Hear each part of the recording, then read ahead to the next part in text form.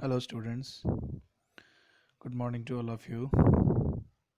Students, आज हम financial management की बुक में यूनिट सेकंड का एक इम्पॉर्टेंट टॉपिक है रेशियो एनालिसिस, अनुपात विश्लेषण, जो हम पढ़ेंगे।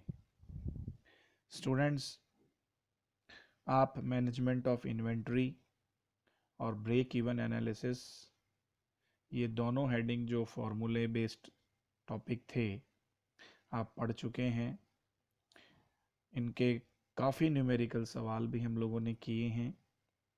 तो मेरा आपसे ये भी निवेदन है कि आप उन दोनों चैप्टर्स के सवाल भी रोज़ एक एक दो दो तीन तीन सवाल करते रहें, ताकि वो भी आपकी मेमोरी में बने रहें। स्टूडेंट्स, ये जो रेशियो एनालिसिस का टॉपिक है, ये इम्पॉर्टेंट टॉपिक है। आप यदि पिछले सालों के पेपर उठा के देखेंगे तो अमूमन इस चैप्टर में से हर बार प्रश्न आता ही है। तो थोड़ा सा मैं आपको इसके बारे में बता देता हूँ कि अनुपात विश्लेषण कहते किसे हैं। तथ्यों को एक दूसरे के सापेक्ष रूप में रखने की विधि को अनुपात विश्लेषण कहते हैं। और इस अनुपात विश्लेषण का जो सबसे पहले प्रयोग है वो अलेक्जेंडर वाला ने 1919 में किया था। और किया क्यों था? बैंकों की वित्तीय स्थिति का आलोचनात्मक अध्ययन करने के लिए। और जो वित्तीय विश्लेषण है उसमें अनुपातों का सार्वभौमिक प्रयोग किया जाता है।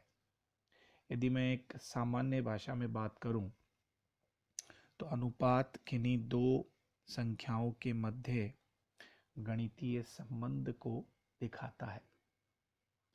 जैसे हम कई बार कहते हैं कि उस टंकी में इस टंकी का आधा पानी है, इस टंकी के अनुपात में आधा पानी है, वो उससे दुगुना बड़ा है, वो उससे आधा छोटा है, ब्याज लगभग 1/3 है। यदि यहाँ पे हम जो दो संख्याएं हैं, दो तथ्य हैं, दो चर हैं, इन दोनों में आपस में संबंध जो स्थापित करते हैं वो हम अनुपात विश्लेषण पर करते हैं। और वैसे रेशियो एनालिसिस पूरा का पूरा न्यूमेरिकल चैप्टर है, तो आप ये मान के चलें कि इसमें से आपको न्यूमेरिकल क्वेश्चन ही आएगा। फिर भी जब हम कोई चैप्टर पढ़ते हैं तो हमें ये तो पता होना चाहिए कि रेशियो होता क्या है। देखिए, फिर रेशियो को पढ़ने के लिए, यानी अनुपातों को पढ़ने के लिए, उसका वर्गीकरण भी किया गया। और वर्गीकरण 5 आधार पर किया गया है। आप वीडियो में देख रहे हैं। सबसे पहला वर्गीकरण लिक्विडिटी रेशियोज, यानी तरलता अनुपात। अब स्टूडेंट्स, आपको थोड़ा सा अपनी इंग्लिश भी अच्छी करनी पड़ेगी, क्योंकि इस रेशियो के चैप्टर में जितने भी फॉर्मूलेज हैं वो सब आपको इंग्लिश में ही पढ़ने हैं, इंग्लिश में ही लिखने हैं, सारा काम आपको इंग्लिश में ही करना है। तो आप इसको समझने का भी प्रयास करें और अपने अध्ययन में, अपने डेली जो आप पढ़ते हो उसमें आप इंग्लिश को शामिल करें। तो लिक्विडिटी रेशियो यानी तरलता अनुपात। ये तरलता अनुपात क्या होते हैं? तरलता अनुपात जो होते हैं वो किसी कंपनी की जो चुकाने की क्षमता है, शोधन क्षमता है, उसको बताते हैं। दूसरा है कैपिटल स्ट्रक्चर रेशियोज। कैपिटल पूंजी, स्ट्रक्चर संरचना। तो जो पूंजी संरचना के अनुपात होते हैं, या जिनको मैं लिवरेज रेशियो भी कह सकता हूँ, उत्तोलक अनुपात भी कह सकता हूँ, इसमें जो, देखिए, कोई भी कंपनी होती है ना, उसकी जो पूंजी संरचना होती है वो वैसे तो देखें तो बेसिकली दो चीज़ों पे डिपेंड है, दो टाइप के स्ट्रक्चर होते हैं, एक बाहर का पैसा, एक अंदर का पैसा।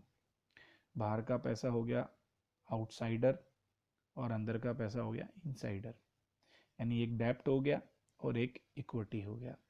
अब इसमें बहुत सारे रेशोज हैं, आपको उनमें संबंध क्या है, किसका क्या अनुपात है, कंपनी की पूंजी संरचना में इक्विटी का कितना पार्ट है, या डेब्ट का कितना पार्ट है, या रिटेन्ड अर्निंग का कितना पार्ट है, या प्रेफरेंस शेयर्स होल्डर का कितना पार्ट है, ये सारी चीज़ें हमें कैपिटल स्ट्रक्चर रेशोज में पढ़ेंगे। उसके बाद में एक्टिविटी रेशोज हैं, जिन्हें हम हिंदी में क्रियाशीलता अनुपात कह सकते हैं। एक साल की अवधि में डेटर का टर्नओवर क्या है, क्रेडिटर का क्या है, स्टॉक का क्या है, वर्किंग कैपिटल का क्या है, फिक्स्ड असेट्स का क्या है, टोटल असेट्स का क्या है, करंट असेट्स का क्या है, ये सारी चीज़ें अपने को एक्टिविटी रेशोज में पढ़ने हैं। फिर देखिए जो चौथा पॉइंट है इसका, वो है प्रॉफिटेबिलिटी रेशो, यानी लाभदायकता अनुपात। लाभदायकता अनुपात दो प्रकार के होते हैं, एक अनुपात जो बिक्री पर आधारित होते हैं और दूसरा अनुपात जो विनियोग पर आधारित होते हैं। तो हम बिक्री पर आधारित और विनियोग पर आधारित, बेस्ड ऑन सेल्स और बेस्ड ऑन इन्वेस्टमेंट, ये दोनों हमको प्रॉफिटेबिलिटी रेशो में पढ़ने हैं। उसके बाद में based on share earning ratio, share के माध्यम से जो अर्निंग होती है उसमें आप डिविडेंड चुकाते हैं तो डिविडेंड पे आउट रेशो है, या अर्निंग पर शेयर रेशो है, डिविडेंड पर शेयर रेशो है, यानी अंशों से संबंधित जितने टाइप के अनुपात है वो हमें इसमें पढ़ने हैं। तो मूल रूप से ये 5 अपने पॉइंट हैं और इन पांचों पॉइंटों में अलग अलग पॉइंट्स दिए हुए हैं, उनके आधार पर अपने को रेशोज पढ़ने हैं। तो लगभग आप मान के चलिए 32-33 रेशोज पूरे हैं, जिनके फॉर्मूले आपको धीरे धीरे याद भी करने हैं। आइए सबसे पहले मैं आपको फर्स्ट पॉइंट लिक्विडिटी रेशोज के बारे में बताता हूँ। देखिए लिक्विडिटी रेशोज में 3 टाइप के रेशो हैं, एक है करंट रेशो, एक है क्विक रेशो और एक है सुपर क्विक रेशो। इनके फॉर्मूले देख लेते हैं। करंट रेशो का जो फॉर्मूला दिया हुआ है वो है current assets upon current liabilities, यानी चालू संपत्तियों में चालू दायित्वों का भाग दे देंगे तो करंट रेशो आ जाएगा। दूसरा है क्विक रेशो कह सकता हूँ, लिक्विडिटी रेशो भी कह सकता हूँ, एक नाम और है एसिड टेस्ट रेशो। इसमें current assets minus stock plus prepaid expenses और अपॉन क्विक लाइबिलिटीज। देखिए ऊपर अभी अब करंट रेशो में जो करंट असेट्स था, यहाँ पे भी करंट असेट्स ही आती हैं, लेकिन करंट असेट्स में अपने को स्टॉक को और प्रीपेड को, इन दोनों को शामिल नहीं करना है। और जो क्विक लाइबिलिटीज़ होती हैं वो करंट लाइबिलिटीज़ ही होती हैं, बस यहाँ पे क्विक रेशो नाम आया तो हमने करंट की जगह क्विक लाइबिलिटीज़ लिख दी, बाकी है वही। उसके बाद में जो तीसरा रेशो है इसमें वो है सुपर क्विक रेशो, या मैं इसको कह सकता हूँ एब्सोल्यूट लिक्विडिटी रेशो। इसमें आप देखिए 2 नंबर की तरह ही फॉर्मूला है। करंट असेट्स में हम 3 चीज़ों को शामिल नहीं करेंगे, स्टॉक को, प्रीपेड को और इसके साथ में BR को, बिल रिसीवेबल को, और नीचे क्विक लाइबिलिटीज़ है यानी करंट लाइबिलिटीज़ है। इस सब जो सुपर क्विक रेशो है इसको आप एक दूसरे फॉर्मूले से भी निकाल सकते हैं, cash in hand plus cash at bank plus marketable securities बटे अपॉन क्विक लाइबिलिटीज। तो कहने का मतलब ये हुआ कि जो क्विक लाइबिलिटीज है वो, इसने क्विक वर्ड लिखा है इसलिए अपन ने क्विक लिखा है, लेकिन क्विक लाइबिलिटीज करंट लाइबिलिटीज ही होती हैं। अब हम ये देख लेते हैं कि करंट असेट्स में ज़्यादातर कौन सी संपत्तियां आती हैं और करंट लाइबिलिटीज़ में ज़्यादातर कौन सी संपत्तियां आती हैं। तो देखिए करंट असेट्स जो है उसमें आप कैश इन हैंड या बैंक को शामिल कर सकते हैं, स्टॉक या इन्वेंट्री, एक प्रीपेड एक्सपेंसेस होते हैं, पूर्वदत्त व्यय। अक्यूर्ड इनकम, यानी आपने कमा तो ली है पर आपको प्राप्त नहीं हुई है, अक्यूर्ड इनकम, उपार्जित आय। डेटर्स हैं, देनदार हैं। और शॉर्ट टर्म इन्वेस्टमेंट भी कह सकते हैं आप। शॉर्ट टर्म की जगह कभी कभी शब्द टेम्पररी इन्वेस्टमेंट भी लिखा हुआ आ जाता है। और एक बिल रिसीबल, BR। अब देखिए, कई बार बिल रिसीबल की जगह अकाउंट्स रिसीबल भी लिखा हुआ आ जाए तो आपको उसको करंट असेट्स ही मानना है। शॉर्ट टर्म की जगह शब्द टेम्परेरी भी आ सकता है तो भी आप उसको करंट असेट्स ही मानेंगे। लेकिन यदि शॉर्ट टर्म और टेम्परेरी ये दोनों वर्ड नहीं लिखे हुए हैं, केवल लिखा हुआ है इन्वेस्टमेंट, तब आप उसको करंट असेट्स नहीं मानेंगे। किसी भी इन्वेस्टमेंट को आप करंट असेट्स तभी मानेंगे जब उसके पीछे शॉर्ट टर्म या टेम्परेरी ये वर्ड लिखे हुए हैं। यानी इसका मतलब हुआ कि वो एक सीमित पीरियड के लिए है, एक लिमिटेड पीरियड के लिए है, उसी को हम करंट असेट्स में ऐड करते हैं। क्योंकि करंट असेट्स, चालू संपत्तियां कौन सी होती हैं? जनरली करंट असेट्स में हम उन संपत्तियों को शामिल करते हैं जो 1 वर्ष की लेखा अवधि में परिवर्तित होती रहती हैं। Generally we include in current assets those assets are changed regularly in a financial year। एक वित्तीय वर्ष में परिवर्तन उनमें होता रहता है। कैश है, कम ज़्यादा होती रहती है।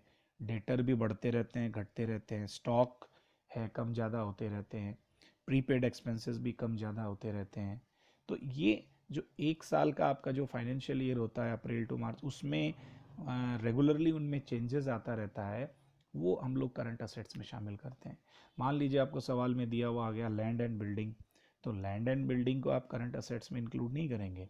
प्लांट एंड मशीनरी को आ गया, फर्नीचर आ गया, कोई फिक्स्ड असेट्स आ गई, ये सब 1 साल के पीरियड में हम इनमें चेंज जो नहीं मानते हैं, इसलिए ये फिक्स्ड असेट्स के अंदर इनको शामिल करते हैं, करंट असेट्स में नहीं करते हैं।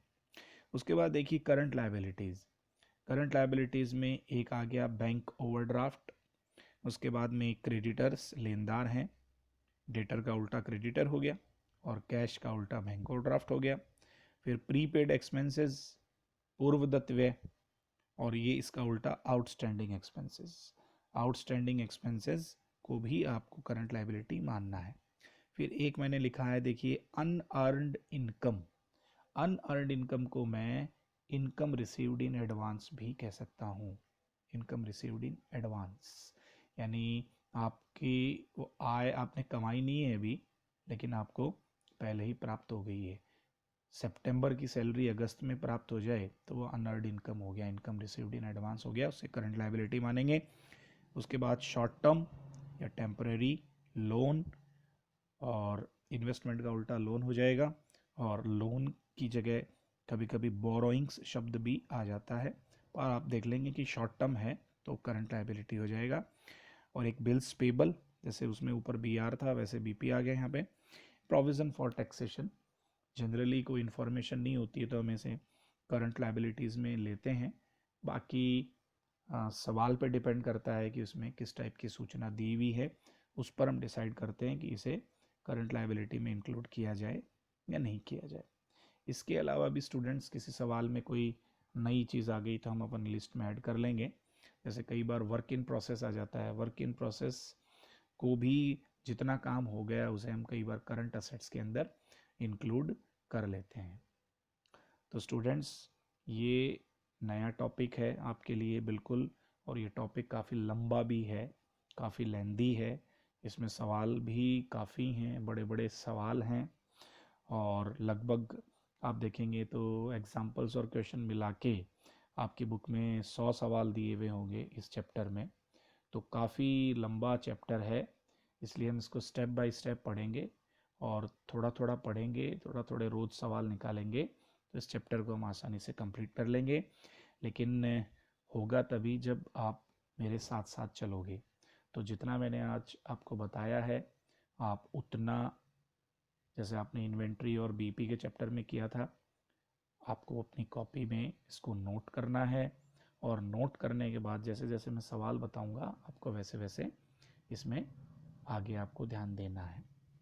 तो स्टूडेंट्स, आज के वीडियो में इतना ही। कल हम इससे आगे की बात करेंगे। Thank you very much. बहुत बहुत धन्यवाद।